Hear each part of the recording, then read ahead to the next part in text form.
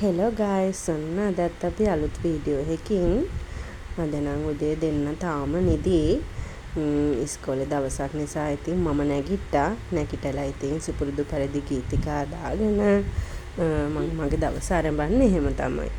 උදේම එළියට ඇවිල්ලා ඊට පස්සේ අද පළවෙනිදානේ ඒක නිසා ඉතින් දුම් අල්ලලා ඒ වැඩ ටික අතර කරන අතර වාරේ පාන තියලා ඊට පස්සේ ආයෙත් ඉතින් ගිහිල්ලා දෙන්නවම හැරුවා. හැබැයි ඉතින් දෙන්න නම් නැගිටින පාටක්වත් නැහැ. හැබැයි ඉතින් අද බබාට තියෙන කඩල. එයාගේ කඩල එක සෝදානම් කරා. මොකද ඒ දෙන්න නැගිටිද්දී හැමදේම මම ලෑස්ති කරලා තියෙනවා. එතකොට මට ලේසියිනේ. ඒ අතර වාරේ හස්බන්ඩ්ගේ ඇඳුනුත් අයින් කරන්න ගත්තා.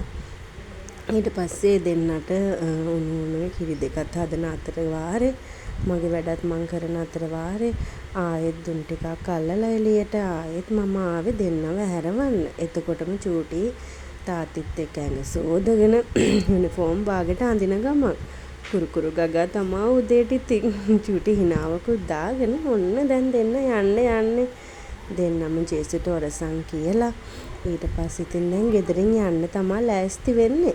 ඒ දෙන්න උදේම ඉතින් 7:00ට කලින් ඉස්කෝලේට යන්න ඕන නිසා උදේම යනවා. ඔන්න ඉතින් දැන් තාත්තිත් ඔරසන් කියලා තාත්ති බබයි යන්නේ. රෙඩි වෙලා ඉවරයි දැන් දෙන්නම. ඔන්න ඉතින් දෙන්නම ගියා. මම ඉතින් සුපිරිදි පරිදි චුට්ටක් එළියට ඇවිල්ලා වත්තේ පහළ මල් ටික බලලා ඊට පස්සේ ඉතින් මගේ ගස් වැල් ටිකක් බලලා මේ ලස්සන දම් පාට මලක් තියෙනවා. මම හරිම ආසයි මේ මල් වලට. මෙතන නම් චූටි මෑ වගාවක් දාලා තියෙන්නේ. ඒකත් චුට්ටක් බලලා එතකොට මඤ්ඤොක ගස් ටිකකුත් හිටෙව්වා. ඒ ටිකත් ඔහොමම බැලුවා. ඇවිල්ලා ඉතින් මේ පැත්ත චුට්ටක් බලලා මේ පැත්ත සුද්ධ කරන ගමන් රෙදි ටිකත් මේ හොදලා ගෙනල්ලා ඔහොමම වැනුවා. රෙදි හොදලා වනලා බබාගේ සපත්තුත් වනලා ඔන්න ඉතින් මම උයන්නයි ලෑස්තිය. මොකද ඉතින් දෙන්න එන වෙලාවට ඔක්කොම රෙඩි කරලා තියන්න ඕන.